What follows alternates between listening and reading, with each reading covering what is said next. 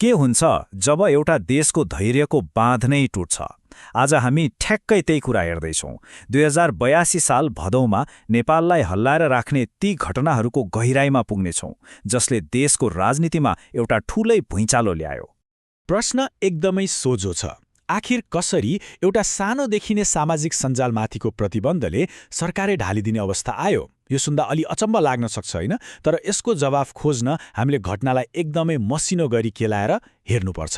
76 यो केवल एउटा नम्बर मात्रै होइन, यो त ती मानिसहरूको सङ्ख्या हो जसले ती 2 दिनको अशान्तिमा ज्यान गुमाउनु पर्यो। सोच्नुस् त, हरेक अङ्क पछाडि एउटा जीवनको कथा छ, एउटा परिवारको पीडा छ। यसले त्यो घटनाको मानवीय क्षति कति भयानक थियो भन्ने देखाउँछ। मान्छेको ज्यान त गयो, देशले भोगेको आर्थिक क्षति पनि सानो थिएन। 85 अर्ब नेपाली रुपैयाँ, यो भनेको सानोतिनो रकम होइन। यति ठूलो रकम बराबरको भौतिक सम्पत्ति स्वाहा भयो। यसले देशको अर्थतन्त्रमा कति गहिरो चोट पुर्यायो होला, अनुमान लगाउन सकिन्छ। अब हामीले यो सबै कुरा कहाँबाट भनिरहेका छौँ त? यो हाम्रो मनगढन्त विश्लेषण होइन। हाम्रो यो प्रस्तुति 2082 सालको त्यो घटनाको छानबिन गर्न बनेको आधिकारिक जाँचबुझ आयोगको प्रतिवेदनमा आधारित छ। त्यसैले हामी तथ्यमा रहेरै कुरा गर्नेछौँ।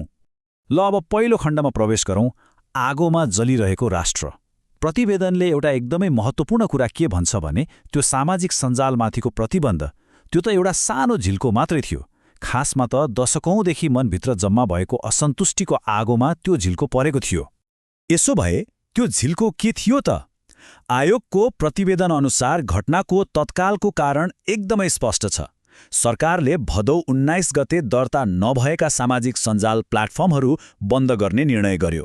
यो निर्णयले सिधै युवाहरूलाई छोयो, किनभने उनीहरूको लागि सामाजिक सञ्जाल भनेको बोल्ने ठाउँ मात्र होइन, कतिका लागि त आम्दानीको स्रोत पनि थियो। सोच्नुस् त, जम्मा 2 दिन, केवल 2 दिनको उथलपुथलले देशको राजनीतिमा कस्तो भूकम्प ल्याइदियो। त्यो प्रदर्शनको आगोले सरकार मात्रै ढलेन, देशको संसद मतलब प्रतिनिधि सभा नै विघटन हुन पुग्यो। स्थिति कति गम्भीर थियो भन्ने यसैले देखाउँछ। त्यो झिल्कोको कुरा त भयो, अब कुरा गरौँ त्यो बारुदको थुप्रोको, जसमा त्यो झिल्को परेको थियो। प्रतिवेदनले दशकौँदेखि जम्मा भएका ती असन्तुष्टि र ऐतिहासिक कारणहरूलाई केलाएको छ, जसले नेपाली समाजभित्र एउटा ठूलो आक्रोश पैदा गरिरहेको थियो। यो अस्थिरताको कथा हेरौँ न। 2007 सालदेखि 2046 सालको बीचमा 22वटा सरकार फरिए, अनि त्यसपछिको 35 वर्षमा 30वटा सरकार। यसको मतलब के हो? मतलब कुनै पनि सरकारले टिकेर काम गर्नै पाएन। दिगो नीति र विकासका योजना त बन्ने कुरै भएन। अनि यस्तो अस्थिरतामा के हुन्छ त? रिपोर्ट भन्छ, जनताको मनमा आक्रोशका पत्रहरू थपिँदै गए। जताततै भ्रष्टाचार र कुशासन, देशको विकास एकदमै सुस्त, युवाहरू बेरोजगार भएर विदेशिन बाध्य, अनि समाजमा धनी र गरिब बीचको खाडल झन्झन बढ्दै गयो। यी सबै कारणले गर्दा राजनीतिक नेतृत्वमाथिको विश्वास भनौँ न लगभग शून्यमा पुगिसकेको थियो। अब एउटा अर्को रमाइलो पाटो हेरौँ। नेपालमा जे भयो त्यो एक्लो घटना थिएन। यो त विश्वभरि नै चलिरहेको एउटा ठूलो युवा आन्दोलनको लहरको एउटा हिस्सा थियो। र यो लहरको केन्द्रमा थियो एउटा नयाँ पुस्ता, जेनजी। को हुन् त यी जेनजी? प्रतिवेदनले उनीहरूलाई डिजिटल नेटिभ भनेको छ। मतलब 1997 देखि 2012 को बीचमा जन्मेको त्यो पुस्ता जो इन्टरनेट र स्मार्टफोनसँगै हुर्कियो। उनीहरूका लागि डिजिटल दुनियाँ वास्तविक दुनियाँ जत्तिकै महत्त्वपूर्ण छ। त्यसैले सामाजिक सञ्जालमाथिको प्रतिबन्ध उनीहरूका लागि आफ्नो आवाज र अस्तित्वमाथिको हमला जस्तै थियो। यो हेर्नुस् त, नेपालको कथा अरू देशको भन्दा खासै फरक छैन। श्रीलङ्कामा आर्थिक कुप्रबन्धन, केन्यामा कर वृद्धि, बङ्गलादेशमा अवसरको कमी।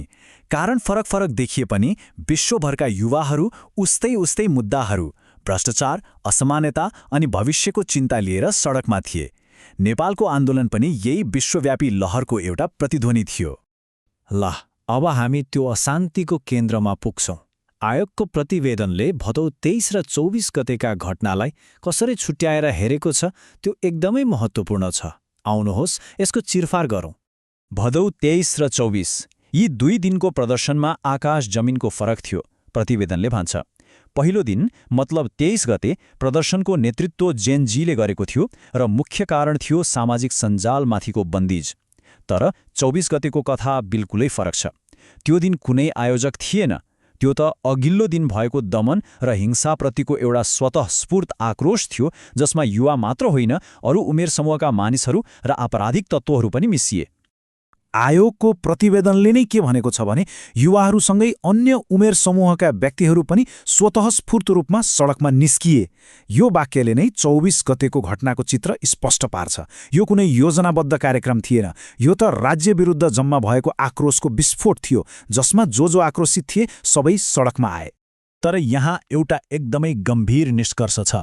आयोग भन्छ दोस्रो दिन जुन भद्रघोल भयो त्यसको फाइदा आपराधिक समूह र लुटेराहरूले उठाए।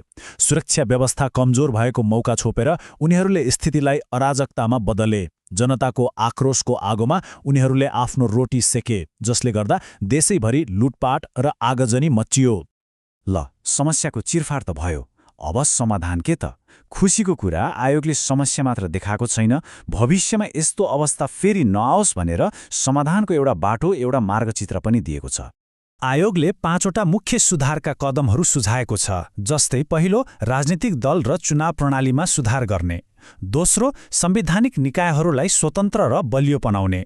तेस्रो, सरकारी सेवालाई छिटो छरितो र जवाबदेही बनाउने।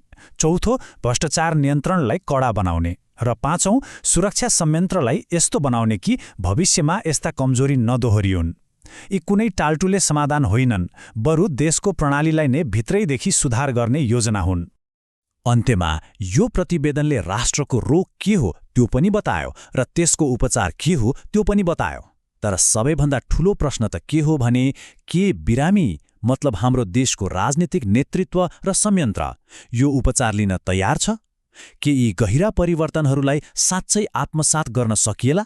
यसको जवाफ त सायद आउने समयले नै देला।